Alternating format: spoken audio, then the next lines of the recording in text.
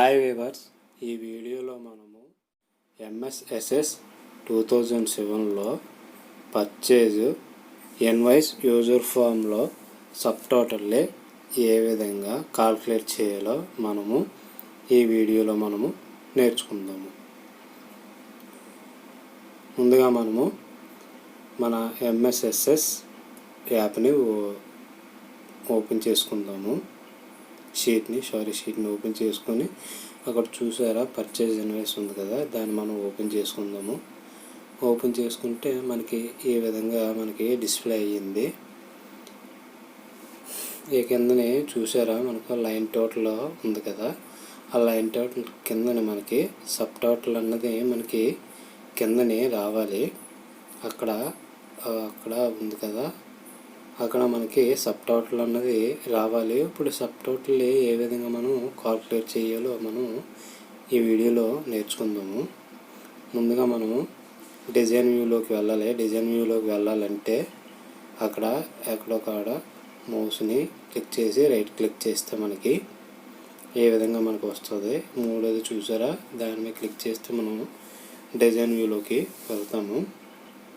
ఆ కింద చూసారా, అక్కడ మనము సబ్ టోటల్ మనం ఇక్కడ యాడ్ చేసుకోవాలన్నమాట. ఇక్కడ మనం యాడ్ చేసుకోవాలంటే డిజైన్లోకి వెళ్ళి టెక్స్ట్లోకి వెళ్ళాలి.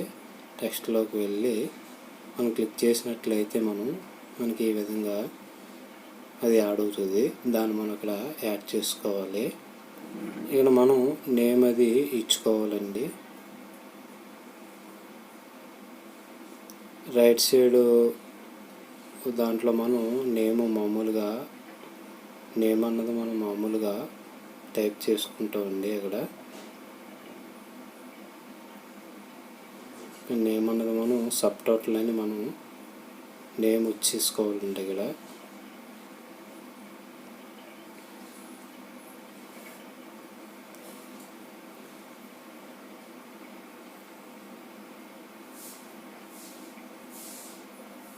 సబ్ టోటల్ అని మనం నేమ్ అనేది ఇక్కడ ఇచ్చుకుంటామండి. అలా ఇక్కడ మనకి రైట్ సైడ్ ఉంది కదా, దాంట్లో అన్బౌండ్ అని ఉంది. అంటే మనం అది ఎంప్టీ అన్నమాట. దానికి మనం ఇంకా ఏమీ ఇవ్వలేదు కాబట్టి అది అన్బౌండ్ కింద మనకి చూపిస్తుంది.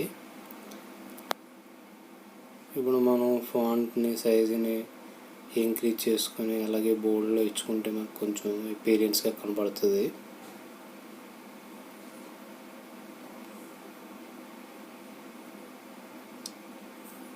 ఇక్కడ రైట్ సైడ్ బాటిల్లో మనం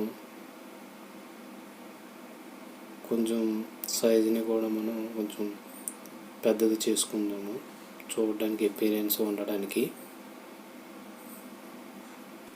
మౌస్ మీద రైట్ క్లిక్ ఇచ్చినట్లయితే మనకి ఈ విధంగా అవుతుంది. అక్కడ ప్రాపర్టీస్ ఉంది కదా, దాని మీద మనం ప్రెస్ చేసినట్లయితే మనకి ఈ విధంగా సీట్ అనేది ఓపెన్ అవుతుంది. ఇక్కడ మనం నేమ్ అని ఉన్నది కదా, అక్కడ మనం సబ్ టోటల్ అని మనం అక్కడ నేమ్ అన్నది ఇచ్చేసుకోవాలి. ఇచ్చుకున్న తర్వాత సేవ్ చేసుకోవాలి. బ్యాక్ వెళ్ళాలి. బ్యాక్ వెళ్ళిన తర్వాత మనం అక్కడ చిన్న సెట్టింగ్స్ అయితే చేసుకోవాలి. ఇంకా మనకి సైజు పెద్దది కావాలంటే పెద్దది చేసుకోవచ్చు, అలాగే బోల్డ్లో కావాలంటే బోల్డ్లో చేసుకోవచ్చు. ఈ విధంగా మనం అది బాగా అపియరెన్స్గా కనిపించడం కోసం మనం బార్డర్ కూడా ఇచ్చేసుకుందాము. బార్డర్ కూడా ఇచ్చేసుకుంటే మనకి ఇంకా అపియరెన్స్గా అయితే కనబడుతుంది. లైన్ టోటల్ సబ్ ఫార్మ్ యొక్క లెఫ్ట్ సైడ్ టాప్లో చూసినట్లయితే అక్కడ బాక్స్లో ఉంది కదా, ఆ బాక్స్ మీద మనం మౌస్తో క్లిక్ చేసినట్లయితే మనకి అలాగే బ్లాక్గా చిన్నది కనబడుతుంది. దాని మీద మనం F4ని కీబోర్డ్లో F4 కానీ ప్రెస్ చేసినట్లయితే మనకి ఈ విధంగా షీట్ అనేది ఇక్కడ మనకి డిస్ప్లే అవుతుంది. ఇక్కడ డిఫాల్ట్ వ్యూ అని ఉంది కదా, అక్కడ మనకి డిఫాల్ట్గా కంటిన్యూస్ ఫామ్ అని ఉంటుంది. ఇప్పుడు మనము కంటిన్యూస్ ఫామ్లో ఉంటే పర్వాలేదు. అదే మనం డేటా షీట్లో కానీ ఉండేలా ఉంటే మనకి అక్కడ మనం చూద్దాము. డేటా షీట్లో పెట్టి ఒకసారి చూద్దాము. చూస్తే మనకి చూడండి, ఇక్కడ ఈ డేటా షీట్ వ్యూ అన్నది ఈ విధంగా కనబడుతుంది. కింద చూసారా మనం యాడ్ చేసింది ఇక్కడ కనబడలేదు. మళ్ళీ మనం డిజైన్ వ్యూలోకి వెళ్ళి దాని మీద క్లిక్ చేసి F4ని క్లిక్ చేసినట్లయితే ఇప్పుడు మనం కంటిన్యూస్ ఫామ్ ఉంది కదా, దాని మీద మనం క్లిక్ చేసినట్లయితే మనకి లేఅవుట్ వ్యూలో మనకి ఈ విధంగా కనబడుతుంది. చూసారా మనం యాడ్ చేసింది కిందన కనబడింది. ఇందాక డేటా షీట్ వ్యూలో అయితే కనబడలేదు, అదే కంటిన్యూస్ ఫామ్లో అయితే మనకి కనిపించింది. అది మాత్రం మీరు ఒకసారి జాగ్రత్తగా అది మాత్రం చూసుకోండి.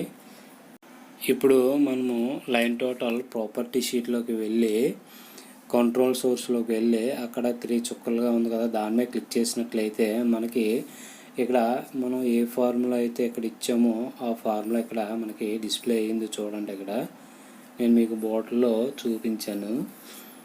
ఆ విధంగా మనము మన సబ్ టోటల్కి కూడా మనం ఫార్ములా అన్నది ఇక్కడ ఇచ్చుకోవాలి. ఇప్పుడు మనం దాన్ని క్లోజ్ చేద్దాము. క్లోజ్ చేసి ఇక్కడ ఉంది కదా, అన్బౌండ్ ఉంది కదా, దాని మీద క్లిక్ చేసి కీబోర్డ్లో F4 కొడితే ఆ ప్రాపర్టీ షీట్ అన్నది ఓపెన్ అవుతుంది. 3 చుక్కలు ఉన్నాయి కదా, అక్కడ మనం మౌస్తో క్లిక్ చేసినట్లయితే మనకి ఎక్స్ప్రెషన్ బిల్డర్ ఓపెన్ అవుతుంది. ఇప్పుడు ఆ ఎక్స్ప్రెషన్ బిల్డర్లో మనము మన ఫార్ములా అన్నది రాసుకోవాలి. ఫార్ములా ఏంటంటే equal to some of unit price into quantity plus unit price into quantity into CGST by 100 plus unit price into quantity into SGST by 100. ఈ మూడిటిని కలిపితే మనకి లైన్ టోటల్ అనేది వస్తుంది. ఆ లైన్ టోటల్కి మనం సమ్ అని ఇచ్చుకుంటే ఆ మొత్తం అన్నది మనకి సబ్ టోటల్ కింద వస్తుంది.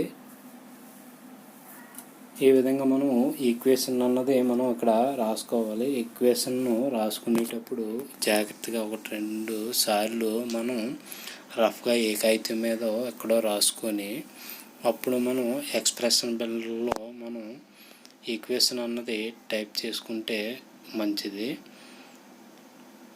ఇక్కడ చూడండి, ఆల్రెడీ నేమ్స్ అన్నవి ఉన్నాయి. ఆ నేమ్స్ మీద మనం డబుల్ క్లిక్ చేసినట్లయితే అవి మనకి ఎక్స్ప్రెషన్ బిల్డర్లో యాడ్ అయిపోతాయి. మనం ఎక్స్ప్రెషన్ బిల్డర్లో ఏదైనా మనం కాల్కులేషన్ చేసినప్పుడు ముందుగా మనం ఈక్వల్ సైన్ అన్నది ఇచ్చుకొని అప్పుడు ఫార్ములా ఏంటన్నది ఇచ్చుకోవాలండి.